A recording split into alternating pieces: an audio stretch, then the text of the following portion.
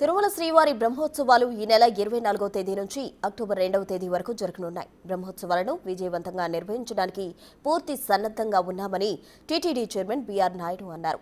ధర్మకర్తలే మండలి చైర్మన్గా మొదటి బ్రహ్మోత్సవాలు విజయవంతంగా నిర్వహించడమే కాకుండా సామాన్య భక్తులు వాహన సేవలో పాల్గొనేందుకు ఏర్పాట్లు చేశామన్నారు. మరిన్ని వివరాలు మా ప్రతినిధి దామోదర్ అందిస్తారు. అఖిలాండ నాయకుని బ్రహ్మోత్సవాలంటే ప్రపంచంలో ఉండే సమస్త హిందువులందరికీ ఒక పండుగ లాంటిది. అలాంటి పండుగ మరోసారి ఈ నెల 24 నుంచి రేపు నెల 22వ తేదీ వరకు జరగనుంది. అయితే బ్రహ్మోత్సవాలకు టీటీడీ ఎలాంటి ఏర్పాట్లు చేస్తుంది, భక్తులకు సామాన్య భక్తులకు ఎలాంటి వసతి సౌకర్యాలు, స్వామివారి వాహన సేవలో పాల్గొనడానికి ఎలాంటి సౌకర్యాలు కలుగజేస్తుంది, అదేవిధంగా మూల విరాట్ దర్శనాన్ని ఏ విధంగా కలుగజేస్తుంది, ముఖ్యంగా భక్తులందరికీ ఆహ్లాదం కలిగించే విధంగా అలంకరణలు ఏ విధంగా ఉన్నాయి, అదేవిధంగా మొత్తం మీద ప్రపంచవ్యాప్తంగా కోట్లాది మంది భక్తులు పరోక్షంగా ఈ వాహన సేవలను వీక్షించనున్నారు. ఇలాంటి వాటి కోసం టీటీడీ ఎలాంటి ఏర్పాట్లు చేస్తుందన్న విషయాల మీద మనతో మాట్లాడడానికి టీటీడీ చైర్మన్ బీఆర్ నాయుడు గారు మనతో ఉన్నారు. ఆయన అడిగి మరిన్ని విషయాలు తెలుసుకున్నాం. సార్ నమస్కారం. ఓం నమో వెంకటేశ్వర. సార్, మొట్టమొదటిసారి అంటే మీరు మీ పాలక మండలి ఏర్పడిన తర్వాత మొట్టమొదటి బ్రహ్మోత్సవాలు ఎలాంటి వాహన సేవలు కానీ బ్రహ్మోత్సవాలకు కానీ ఎలాంటి ఏర్పాట్లు చేస్తున్నారు? చాలా బ్రహ్మాండంగా జరుగుతున్నాయండి. ఎప్పుడూ కని విని ఎరుగని రీతిలో ఏర్పాట్లు చేస్తున్నాం. రాబోయే రోజుల్లో మీరే చూస్తారు ఈ బ్రహ్మోత్సవాలు ఏ విధంగా జరగబోతున్నాయనేది. ప్రతి ఒక్క చిన్న విషయంలో కూడా మేము శ్రద్ధ తీసుకుంటున్నాం. గతంలో కొన్ని ఏదైనా చిన్న చిన్న పొరపాట్లు జరుగుండుంటే దాన్ని కూడా దృష్టిలో పెట్టుకొని అలాంటివి ఏమి జరగకుండా జాగ్రత్తలు తీసుకుంటున్నాం. సుమారు 4500 మందికి పైగా పోలీసు ఉంటారు, శ్రీవారి సేవకులు, ఇంకా మిగిలిన టెంపుల్స్ నుంచి వాలంటీర్సు వేలాదిగా వస్తున్నారు. కాబట్టి ఎలాంటి ఇబ్బందులు ఉండవు. ఈ మాడవీధుల్లో గరుడోత్సవం రోజున కొంచెం రద్దీ ఎక్కువ వస్తుందేమో అని మాకు కొన్ని అంచనాలు ఉన్నాయి. దానికి అనుగుణంగానే మేము ఏర్పాట్లు చేస్తున్నాం. సుమారు 8 లక్షల లడ్డుల్ని అందుబాటులో ఉంచబోతున్నాం. అదేవిధంగా అన్నప్రసాదాలు అయితే ఉంది. వచ్చిన భక్తులకి ఫ్రీగా water, snacks, tea, coffee, milk ఇవన్నీ కూడా ఎవ్రీ 2-3 అవర్స్కి సప్లై చేయాలి ఉచితంగా అనేది నిర్ణయం తీసుకున్నాం. కాబట్టి ఈ మాడవీధులను కూడా చాలా అద్భుతంగా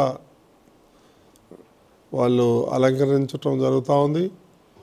విద్యుత్ దీపాలు అయితే ఏముంది, పుష్పాలతో అయితే ఏముంది. అదేవిధంగా ప్రతి ఒక్క కూడళ్లను పెద్ద ఎల్ఈడి స్క్రీన్లు పెట్టి వాళ్ళకి దర్శన భాగ్యం కల్పించాలని నిర్ణయం తీసుకున్నాం. అదేవిధంగా ఈ సీసీ కెమెరాలు కూడా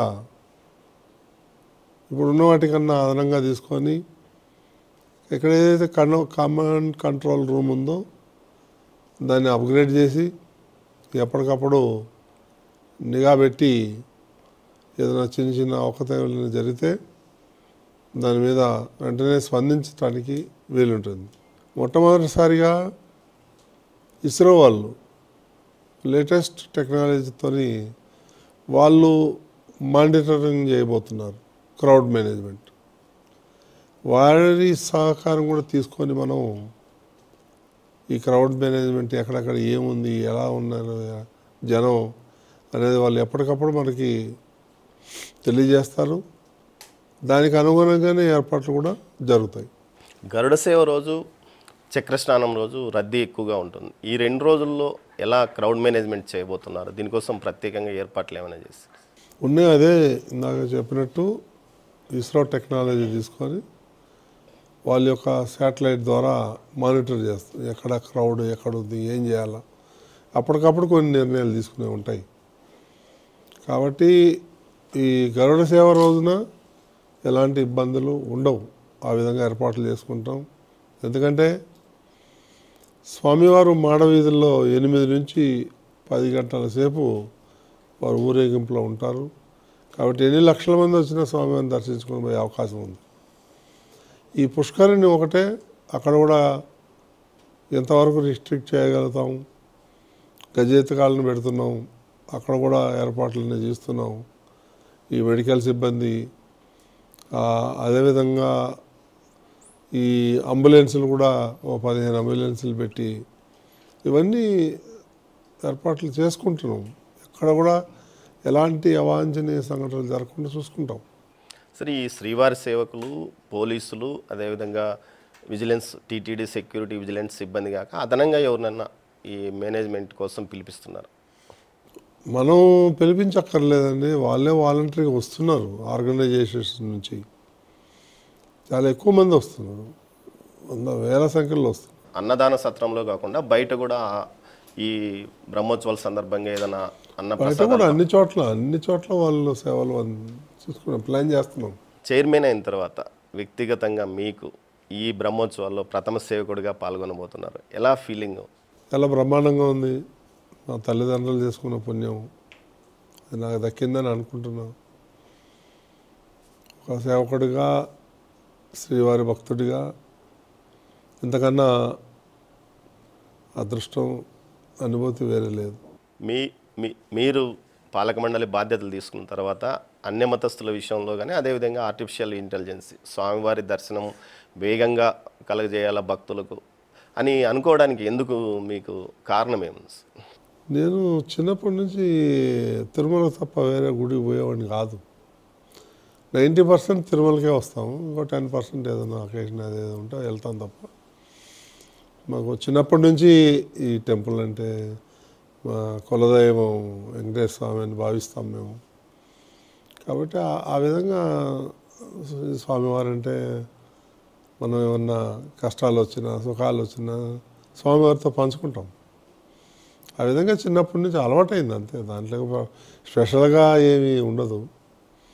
మీరు అన్నట్టు ఈ యొక్క దేవుడి లీలలు నేను ఎక్కడి నుంచి ఏ స్టేజ్లో ఉండని తీసుకొచ్చి ఈ స్థానంలో కూర్చోబెట్టడం కూడా ఫస్ట్ వెంకటేశ్వర స్వామి దయ, ఆ తర్వాత చంద్రబాబు నాయుడు గారి దయ, ఈ ఇద్దరి వల్లే అయ్యానని అనుకుంటాను. సరే, మీరు సనాతన ధర్మ ప్రచారానికి ప్రత్యేకంగా ఏమైనా టీటీడీ తరఫున చేయబోతుంది? చాలా కార్యక్రమాలు తీసుకుంటున్నాం. హెచ్డిపిపి దాన్ని కూడా ప్రక్షాళన చేస్తున్నాం. అదేవిధంగా 1000 టెంపుల్స్ కట్టాలని నిర్ణయం తీసుకున్నాం. అది మ్యాక్సిమం దళిత వాడలు. ఎందుకు అవి నిర్ణయం తీసుకున్నామంటే అక్కడ చాలామంది ఈ మత మార్పిడి జరుగుతుంది, దాన్ని అరికట్టాలి. మనం అరికట్టాలంటే ఒక ఎమ్మెల్యేకి సంవత్సరానికి ఒక 6-7 టెంపుల్స్ ఇస్తే కొంతవరకు మనం కంట్రోల్ చేయగలుగుతాము అనే ఉద్దేశంతో ప్రారంభించాము. ఆ తొందరలోనే కార్యరూపం దాలుస్తుంది. ఈ బ్రహ్మోత్సవాల సమయంలో మూల విరాట్ దర్శనానికి సామాన్య భక్తులకు ఎలా ప్రయారిటీ కలిగించబోతుంది? అది ప్లాన్ చేస్తున్నామండి. అది దాన్ని ఆ సబ్జెక్ట్ ఇంకా రాలేదు నా దగ్గర. ఈ బ్రహ్మోత్సవాలను ప్రత్యేకంగా మీ ముద్ర కనిపించే విధంగా ఎలా చేయబోతున్నారు? ఏదైనా మీ ఆలోచన ఉందా? నా ముద్ర అనేది ఇన్మెటీరియల్ అండి, దానికి సంబంధం లేదు. అందరం కలిసికట్టుగా బోర్డు అయితే ఉంది, ఆఫీసర్లే ఉంది. నా ఉద్దేశంతో ఇప్పుడు ఎవరైతే ఎగ్జిక్యూటివ్ ఆఫీసర్ ఉన్నారో బాగా డైనమిక్ ఆఫీసర్, ఏదన్నా ఒక ఇష్యూ ఉందని చెప్తే విదిన్ నో టైం కన్క్లూజన్కి వస్తూ ఉంది. అంటే యాక్షన్ చాలా ఫాస్ట్గా ఉంది. అటువంటిప్పుడు మాకు కూడా చేయాలనే ఉత్సాహం వస్తుంది. లేదా ప్రతిదీ మేము బోర్డులో తీసుకున్న నిర్ణయాలని నాంచి ఇది ఎందుకు, అది ఇంకా బోర్డు ఎందుకు అవసరం లేదు కదా. బోర్డులో తీసుకున్న నిర్ణయాలు ఈజ్ ఫైనల్. నేను ముఖ్యమంత్రికి కూడా అదే చెప్పాను నేను. సో ఆ విధంగా ఇప్పుడు టీటీడీకి మంచి రోజులు వచ్చినాయి. చాలామంది ఉద్యోగస్తులు కూడా వాళ్ళ ప్రాబ్లమ్స్ ఉన్నాయి, ఒక్కొక్కటి సాల్వ్ చేస్తాం మేము, అట్లేం లేదు. యువగారు అయితే మాత్రం చాలా పాజిటివ్గా ఉన్నారు. సార్, లక్షలాది మంది భక్తులు ప్రత్యక్షంగా, పరోక్షంగా కోట్లాది మంది భక్తులు మీడియాలోనూ ఇతర సామాజిక మాధ్యమాల్లో స్వామివారి వాహన సేవలను దర్శించుకుంటారు. ఈసారి ప్రత్యేకంగా ఆ దర్శనం మీడియా ప్రసారాల్లో ప్రత్యేకంగా ఏదైనా కొత్త ట్రెండ్ ఏదైనా క్రియేట్ చేయబోతున్నారా టెక్నాలజీని ఉపయోగించి? ఇదే వచ్చిన వాళ్ళకి దర్శనం చేపిస్తే చాలండి. మనం ఎక్కడి నుంచో ఏదో తీసుకొచ్చి చేయాల్సిన అవసరం లేదు. సార్ వెంకటేశ్వర స్వామి మహిమ వస్తారు, మన వల్ల ప్రత్యేకంగా చేయాల్సిన అవసరం లేదు. అంటే ఈ బాంబే వారితో ప్రత్యేకంగా చిత్రీకరణ చేయిస్తున్నారని మీరు చెప్పారు.